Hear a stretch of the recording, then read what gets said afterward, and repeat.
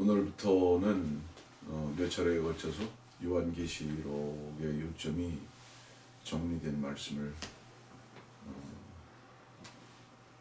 전할까 합니다. 그래서 오늘의 말씀의 제목은 소망 중에 듣는 요한계시록이라는 말씀의 제목이 될 것입니다. 요한계시록은 참 복된 소망입니다. 우리 디도서 2장 13절의 말씀을 보면 이런 말씀이 있습니다. 복된 소망과 위대하신 하나님이시며 우리 구주이신 예수 그리스도의 영광스러운 나타나심을 기다리게 하셨으니. 소망은 기다리는 것입니다. 우리 구약 성경에 보면 열왕기 하 6장에 이런 말씀이 있습니다. 15절 보니까 하나님의 사람의 종이 일찍 일어나 나가니 보라, 군대가 말들과 병거들로 성읍을 에워싼지라. 그가 엘리사에게 말하기를 내 주인이여 우리가 어찌하리이까 하자. 그때 엘리사가 기도하여 말하기를 주여 내가 청하오니 그의 눈을 여시어 그로 보게 하소서 하자. 주께서 그 청년의 눈을 여시어 그가 보니 보라 엘리사를 에워싼 말들과 불병거들이 산을 가득 채웠더라. 눈은 많은 사람들이 주변만을 보게 됐습니다. 그것은 창세기 3장의 죄의 결과입니다. 그러나 믿음은 하늘을 볼 수밖에 없도록 우리를 이끌어 가시는 주님의 인도하심입니다. 이 열왕기하 6장의 사마리아 성이 절망적입니다. 그랬기 때문에 하늘을 볼 수밖에 없는, 그 하늘을 향해서 눈을 뜰 수 있는 자들은 하나님께서 그들을 위해서 준비해 놓으신 것을 볼 수밖에 없습니다. 여러분들 요한복음 8장 같은 경우를 보더라도 가늠하다가 현장에서 잡힌 여인이 나오는데 완전히 사방이 다 막혔습니다. 소망이 없습니다. 주님 한 분밖에는 바라볼 수가 없습니다. 그럼 우리 요한복음에도 보면은 38년 된 병자가 있는데 주님을 앞에 놓고도 그 주님을 바라보지 못하는 어리석음의 모습을 보게 됩니다. 이 말씀을 전하는 목사도 정말 이 땅에서는 아무것도 바라볼 만한 것이 없게 되어 있습니다. 진실로 이전보다 더욱 복된 소망을, 주님을 바라볼 수밖에 없는, 마음의 눈이 하늘을 향할 수밖에 없는 삶으로 인도하신 주님을 감사하고 찬양을 합니다. 계시록이 왜 복된 소망이고 또 복음이냐? 참으로 계시록이 복음이거든요. 왜 우리가 소망 중에서 이 계시록을 듣고 볼 수 있어야 하느냐? 소망은 믿음 이후에 나타납니다. 믿음, 소망 분리되지 않았습니다. 지금 현재 당신이 말씀을 듣고 있는 당신 믿음이 있다면 반드시 하늘을 볼 것입니다. 계시록 11장의 말씀을 보면 이렇게 말씀하십니다. 15절의 뒤편인데요. 그분이 영원 무궁토록 통치하시리라고 하더라. 그분이 영원 무궁토록 통치하시리라 하더라. 여러분들, 복음 중에 복음 아닙니까? 그러나 이 말씀이 복음 중에 복음이 되려면 지금 말씀을 듣고 계신 당신이 첫 말씀이신 주 예수 그리스도를 믿어야 됩니다. 그것은 이 말씀이 믿어지는 것이고, 그러면 이 말씀이 소망을 할 수밖에 없는 놀라운 마음의 위치 이동이 되는 것입니다. 구원받은 사람은 어떻죠? 구원받은 사람의 왕은 그 구원받은 사람의 신랑이신 주 예수 그리스도십니다. 여러분들, 왕이 다시 오신다고, 신랑이 다시 오신다고, 단순히 오는 것이 아니라 영원 무궁토록 통치하시는데 구원받은 당신은 그 신랑과 함께 이 땅에 올 것입니다. 이것이 약속입니다. 요한계시록은요, 주께서 오셔서 믿는 자들과 함께 이 땅을 영원 무궁토록 통치하실 것인 것에 대해서 약속을 하고 계시고 그 사실적이고 구체적인 것들을 기록해 놓으신 책입니다. 뿐만 아니라 이 시간이, 이 역사가 어떻게 진행될 것인가에 대해서 증명하고 계신 것이 계시록인 겁니다. 그래서 이 말씀을 공부하고 듣다 보면 특별히 믿어야 됩니다. 그렇다면 우리가 소망 중에 이 말씀을 듣고 또 주님을 기다릴 수밖에 없는 위치로 옮겨져 가는 것을 발견하게 될 것입니다. 계시록 19장 말씀 보겠습니다. 계시록 19장 말씀 7절부터 보겠습니다. 기뻐하고 즐거워하며 그분께 존귀를 돌리세요. 이는 어린 양의 혼인식이 다가왔고 그의 아내도 자신을 예비하였음이라. 이제 그녀에게 허락하사 정결하고 흰 세마포를 입게 하셨으니 세마포는 성도들의 의라고 하더라. 여인들이 결혼식을 할 때 왜 흰 옷을 입을까요? 이제 성경에서 전부 다 나오는 것이죠. 들러리도 마찬가지죠. 들러리는 신부가 아닙니다. 그런 의미에서 볼 때 마태복음 25장의 열처녀는 절대 교회가 아닙니다. 뿐만 아니라 어떤 사람들은, 많은 사람들이 그렇게 말합니다. 교회가 환난을 통과한다고. 그 부분을 여러분들에게 반드시 짚어나가겠지만 계시록 4장 1절의 말씀을 보면 이 일 후에 내가 쳐다보니 보라 하늘에 한 문이 열려 있는데 내가 들은 첫 음성은 나팔 소리 같았으며 내게 말하여 이르기를 이리 올라오라 내가 이후에 마땅히 일어나야 할 일들을 네게 보여주리라 하더라. 단원에서 말씀드리건대 교회 환난 통과하지 않습니다. 환난을 통과한다면 어떻게 복된 소망을 기다리겠습니까? 디도서 좀 아까 우리 읽은 것을 다시 한번 보겠습니다.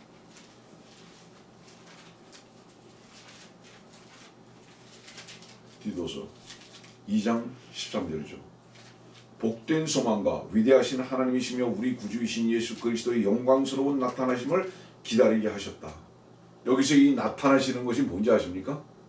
계시록 4장 1절에 교회를 부르시는 거예요. 이 부분은 나중에 여러분들에게 자세하게 1시간 강의를 할 것이기 때문에 오늘은 넘어가겠습니다. 그래서 계시록 19장은 어린 양의 혼인식이 나오며 그분은 만왕의 왕 또 만주의 주라고 불려져 있는 분입니다. 16절의 말씀 보니까. 뿐만 아니라 하나님께서는 이 계시록 22장 마지막에 어떻게 이 말씀을 기록하고 계신지 아세요? 계시록 22장 보겠습니다. 6절입니다. 또 그가 나에게 말하기를 이 말씀들은 신실하고 참되도다. 이 말씀들은 신실하고 참되도다. 교만한 사람은 자기 생각만 참됩니다. 그러나 자기 생각의 허상과 거짓됨을, 자기 자신의 거짓됨을 아는 사람은 하나님의 말씀만이 참된 것을 상대적으로 배워가게 됩니다. 이 말씀은 신실하고 참되다. 그래서 이 말씀을 어떻게 해야 한다고요? 듣는 사람들이 마음에 간직하고 그리고 또 이 말씀을 읽고 들어야 된다고 말씀하실 뿐만 아니라 단순히 들어야 하는 것만이 아니라 지켜 행하라고 말씀하십니다. 여러분들 요한계시록은요 정말 놀라운 책입니다. 늘 말씀드리지만 요한계시록은 해석하기가 어려운 책이 아니라 믿기가 어려운 책이다.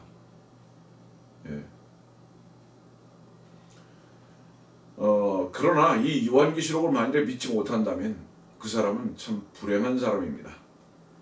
왜냐하면 이 요한계시록은 하나님께서 미리 앞으로 일어날 일들을 미리 보고 쓰신 역사책이기 때문입니다. 앞으로 실제적으로 사실적으로 일어날 일을 미리 기록하신 역사책이다. 보통 사람들이 생각할 때는 세상적인 관점에서는 역사는 지나간 과거를 돌아보고 기록합니다. 그러나 하나님은 앞으로 이루어질 일을 기록하신 것인데 이것이 바로 요한계시록이라는 역사책이라는 것 잊어버리지 마십시오. 계시록 1장에 있는 말씀을 보면 4절의 말씀,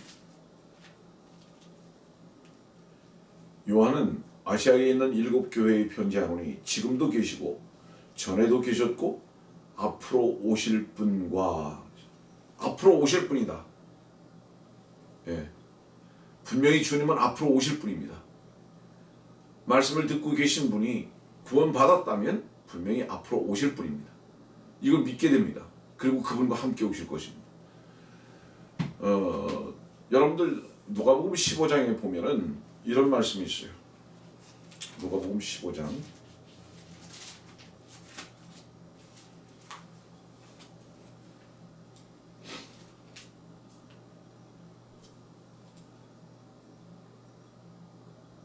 12절 13절입니다. 그중 작은 아들이 아버지에게 말하기를 아버지 저에게 돌아올 재산의 몫을 주소서라고 하니 그 아버지가 자기 살림을 그들에게 나누어 주었더라. 얼마 후에 작은 아들이 모든 것을 모아가지고 먼 나라로 가서 그곳에서 방탕하게 살면서 자기 재산을 낭비하더라.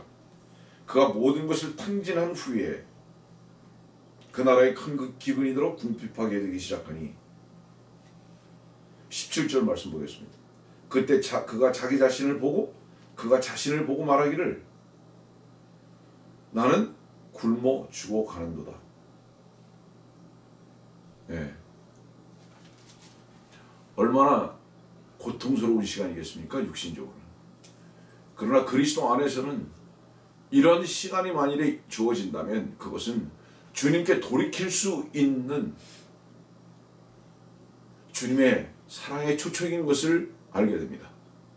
주님 안에 있으면 그래요. 말씀을 듣고 계신 분은 만일에 신음소리가 난다면 당신이 분명히 아직 아버지께 돌아온 거 아닙니다. 당신 스스로가 무엇인가를 개발하고 부여하게 되기 위해서 몸부림을 치고 있는 것이 확실합니다. 그것이 물질이든지 세상의 어떤 명예든지 당신의 계획과 생각이든지 우리가 신음소리를 내는 유일한 이유는 뭐냐면 자기의 생각대로 되지 않기 때문입니다. 그러나 그것은 아버지께로 돌이킬 수 있는 초청의 시간인 것을 절대로 잊어버리지 마십시오. 어리석은 자들은 어떤 사람이 배신을 하거나 혹은 세상에 실망을 줄 때에 오히려 좌절하고 더 세상으로 나가기를 추구할 수 있을지 모르지만 겸손하고 주님을 소망으로 바라보고자 하는 사람들은 어려움이 있을 때 오히려 주님께로 그 자기 자신을 의탁하는 것을 보게 됩니다. 이것이 겸손한 사람의 결정인 것을 우리는 분명히 볼 수 있는 겁니다. 누가복음 15장에 보니까 돌아온 탕자가 아버지께로 돌아옵니다. 어떻게 돌아와야 하죠? 세상에 아무 소망이 없어요. 다시 말하면 교만한 사람은, 어리석은 사람은 땅만 보고 삽니다. 땅에만 모든 소망이 있는 줄 알아요. 말씀을 듣고 있는 지금 당신 자신에게 질문하십시오. 나는 어디를 보고 사는가? 주변을 보고 사는 것, 땅을 보고 사는 것은 소망이 없다는 증거입니다. 왜냐하면 거기에서는 소망을 찾을 수 없는 것이 그것은 이미 창세기 3장에서 저주를 주께서 하셨기 때문입니다. 여러분들이요, 당신은 땅을 등지십시오. 땅을 보지 말고 땅을 등지십시오.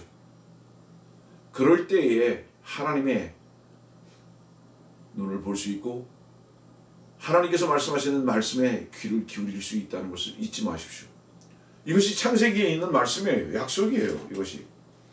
우리 창세기 말씀 봅시다. 28장입니다. 11절 그가 어떤 곳에 도달하여 해가 져서 그곳에서 밤을 보내야 하여 그곳에 돌들을 쳐야 베개를 삼고 자려고 그곳에 누웠더라. 야곱이 해가 졌기 때문에 얼마나 외롭겠습니까? 이제 부모의 집도 떠났고요. 네? 벽에 할 수 있는 것은 돌밖에 없어요. 그의 머리를 누일 수 있는 것은 돌입니다. 성도들이여, 당신의 머리를 의탁할 수 있는 것은 산돌이신 주 예수 그리스도 한 분밖에 없다는 것을 당신이 알고 그 돌을 산돌이신 주 예수 그리스도께 당신의 머리를 의탁했을 때 비로소 잘 수 있습니다. 그럴 때 잠만 자는 것이 아니라 12절 보니까 그가 꿈을 꾸으니 보라, 사다리가 땅에 섰는데 그 꼭대기가 하늘에 닿았고 보라, 하나님의 천사들이 그 위에서 오르락 내리락 하며 보라, 주께서 그 위에 서서 말씀하시기를 그리고 네가 누운 땅을 내가 너와 네 씨에게 주리라. 여러분들, 땅을 쳐다보면 땅을 얻을 수 없어요. 땅을 등져야만 땅을 얻을 수 있습니다. 네? 산돌이신 주 예수 그리스도께 당신의 머리를 의탁하십시오. 당신의 생각을 주님께 옮겨 놓으십시오. 그때 비로소 그 사다리를 통해서 말씀하시고 오르락내리락 하시는 주님을 볼 것이고 주의 말씀을 여러분들이 경청할 수 있을 것입니다. 그럴 때 바로 마음 가운데 어떤 평강이 있을까요? 아, 나는 참으로 어리석은 자였구나. 땅을 등치지 못하고 땅만 바라보고 산 사람이었구나 라는 것을 알아가게 될 것입니다. 왜 사람들이 땅만 보고 살죠? 이유가 뭐죠? 땅에서 성공하려고, 거물이 되려고, 그죠? 이 땅에서 뭔가 왕 같은 삶을 살려고. 말씀을 들으시는 분 다시 질문합니다. 지금 여러분들에게 전달되고 있는 이 말씀, 특히 요한계시록의 말씀이 실감이 납니까? 가슴이 두근거립니까? 만일에 당신이 이 말씀에 실감나지 않는다면 하나님의 말씀 앞에 죽어 있는 것입니다. 스스로 진단하십시오. 당신이 하나님의 말씀 앞에 반응한다면 지금 이 말씀은 지금 말씀을 듣고 있는 당신에게 복된 소망의 말씀이 되어서 실감이 나고 가슴이 두근거릴 것입니다. 그 사람은 이 세상에 대한 모든 소망이 분명히 끝인 사람입니다. 왜 그런데 실감이 나지 않느냐? 그 사람은 내일도 1년 후도, 다시 말하면 역사와 미래가 자기 자신에게 있다고 믿기 때문에 실감나지 않는 것입니다. 그러나 모든 역사와 미래는 요한계시록에 기록하신 하나님의 말씀 안에 있다는 것 잊지 마십시오. 이것을 믿는 사람은 이 말씀이 전달되어질 때 참으로 소망 중에 이 말씀을 들을 것입니다. 가슴이 두근거릴 수밖에 없는 것이. 그래서 이 요한계시록은 어떤 말씀이냐? 계시록 다시 앞으로 갑시다. 1장 3절.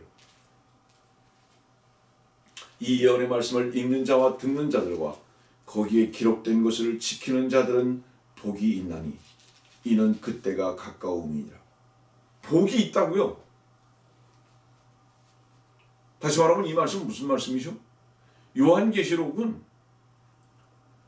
두려워서 덮어놓을 만한 책이 아니라 보물상자다 이 말이에요. 이 말씀을 하나님의 소망의 키를 가지고 한번 열어보라. 그러면 이 말씀이 보물상자로 가득 찬 것을 발견하게 될 것이다. 놀랄 것입니다.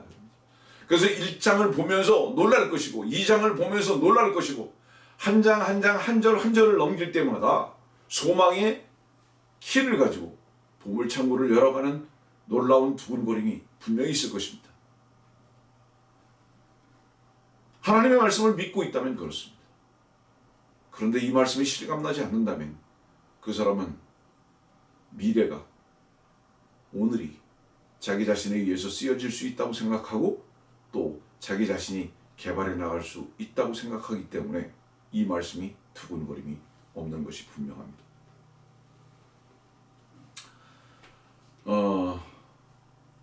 요한계시록이 열리려면 어떤 사람에게 이 요한계시록이 열릴까요? 다시 봅니다. 1장 1절입니다. 이는 하나님께서 반드시 속히 일어날 일들을 그의 종들에게 보이시려고 그에게 주신 것이요 그의 천사를 그의 종 요한에게 보내어 알게 하신 것이니라. 요한계시록은 반드시 어떻게 해야 열리느냐? 종에게만 계시됩니다. 종만 이 말씀을 열어볼 수 있다. 그런데 이 종은 뭐죠? 주님께 붙들린 자예요. 자기 주장이 없습니다. 자기 길이 없어요. 자기의 의지도 없어요. 온전히 주님께 붙들린 자. 주님 한 분만 소망할 수밖에 없는 위치에서 자기 자신이 발견되는 자. 그런 자들이 종입니다.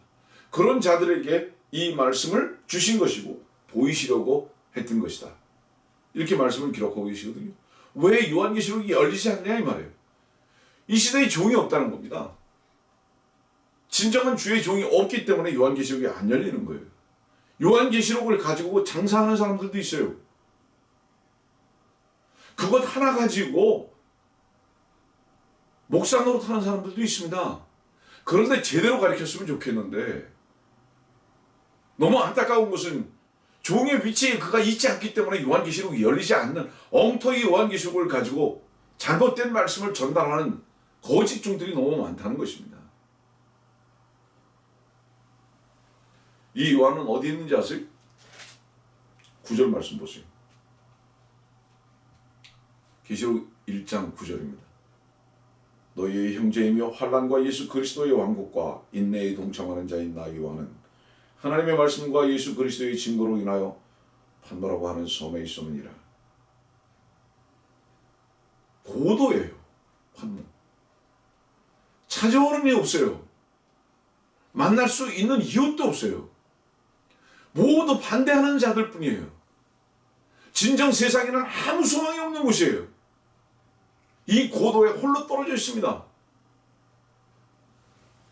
여러분들이요, 혹시 충격을 받으실지 모르겠지만 많은 사람들에게 둘러싸여 있는 사람이 하나님의 종이라고 여기십니까? 천만에요. 많은 사람들에게 인기를 받고 있는 사람이 하나님의 종이라고 생각하십니까? 천만에요. 성경을 돌아보십시오. 결코 하나님의 종은 어떤 종들도 세상 사람들에게 인정받은 사람 없고요. 많은 사람들이 따르지를 않았습니다. 우리 주 예수 그리스도 한번 보세요. 사람들이 따를 때는 어땠죠? 진리 때문에 따르지 않았습니다.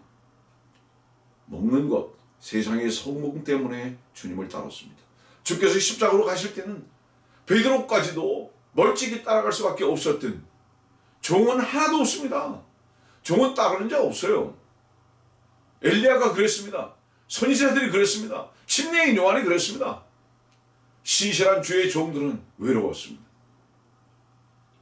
그러나 신실한 주의 종들에게 친구가 있었습니다. 주님이셨어요.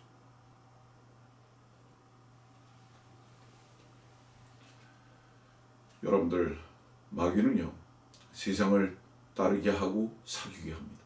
그래서 종이라는 사람들을 오히려 세상에 묶어두게 하는 전략을 씁니다. 그러나 주께서는 세상에서 우리를 분리시키셨고 주의 길 가운데 우리를 두셨습니다. 그것은 우리가 종이라면 판노라는 그런 고도에 있을 수밖에 없는 그 위치에 있다는 것을 반증하는 것입니다. 외로워하지 마십시오. 이 판모에서 요한은 주님과 계속적인 교제를 하고 있습니다. 주님과 사랑을 나누고 있다. 마태복음 3장 볼까요?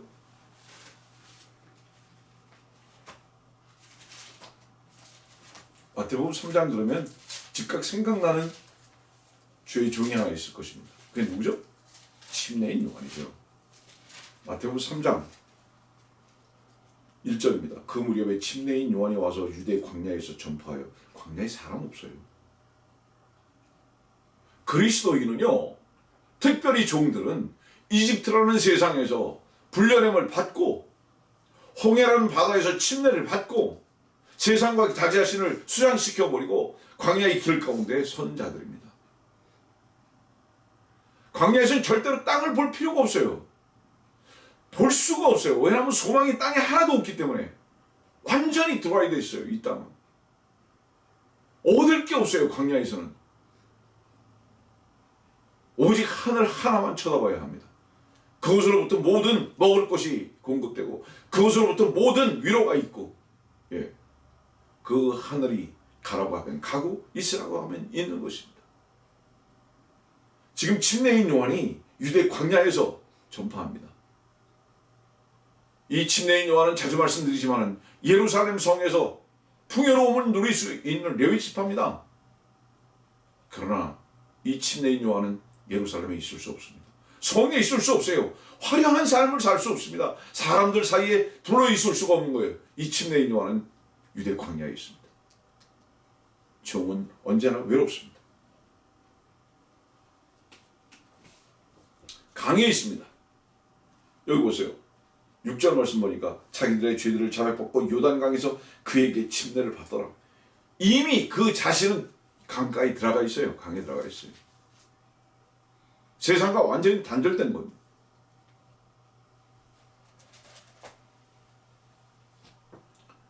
만일에 당신이 주 예수 그리스도의 종이라면 당신이 현재적으로 사람들에게 둘러싸여 있습니까? 사람은 세상입니다. 당신은 주의 종이 아닙니다. 우리는 모두 다 연약합니다. 세상과 사람들에 의해서 풍요로울 때 그것을 의지할 수밖에 없습니다. 그러나 그리스도인들은 요한과 같이, 사도 요한과 같이 주님의 가슴에 외에는 기대어 있을 수 없는 것이 그리스도입니다. 이게 교회예요. 종은 더욱 마땅히 그래야 합니다. 이것이 거부되니까 자꾸 사람들에게 기대고 싶으니까 하나님께서 사람들을 떨쳐내버리시는 겁니다. 그것이 억울한 사람들의 위치에서 볼 때는 배신했다, 배반했다, 돌아섰다 이렇게 표현할지 모르지만 하나님의 소망 가운데 주님의 인도하심을 믿는 사람들은 주님의 인도하심이었구나, 주님의 선대하심이었구나 이렇게 고백하는 것입니다. 당신이 종이라고 한다면 지금 당신은 어떤 고백을 하고 있습니까? 당신이 외롭습니까? 어떻습니까? 이런 증인된 증거를 확실히 가지고 계십니까? 외롭습니까? 그러나 주님으로 인해서 친구로 삼고 교제하고 계십니까? 이 요한은 판무라는 섬에 홀로 있습니다. 왜죠? 이유가 뭐죠? 9절 말씀 다시 봅니다. 계시록 1장 9절. 너희의 형제이며 환난과 예수 그리스도의 왕국과 인내에 동참하는 자인 나 요한. 눈물 나도록 예? 참 안쓰러운 표현이지만 그러나 이 요한은 이것을 괴로움으로 표현하고 있지 않습니다. 자랑스럽게 자부심을 가지고 지금 이 말씀을 기록했다고 저는 확실히 믿습니다. 환난과 예수 그리스도의 환난에 동참되지 않는 사람이, 환난을 경험하지 못하는 사람이 어떻게 예수 그리스도의 왕국을, 그러고 그 인내에 동참할 수 있겠습니까? 이거는 말이 안 되는 얘기 아닙니까, 여러분들? 여기 왕국이라는 건 뭐죠? 미래잖아요, 미래. 이제 곧 오실 바로 그 주님의 왕국. 현재는 뭐죠? 현재는 인내해야 돼요. 지금 현재 환난과 인내에 동참하지 아니하는데 어떻게 예수 그리스도의 왕국을 소망할 수 있겠습니까? 미래에. 세상을 즐기면서. 성도들이여, 십자가 없는 멸류관을 기대하지 마십시오. 제가 예전에 그런 설교한 적이 있어요. No cross, no crown. 십자가 없는 멸류관은 없습니다.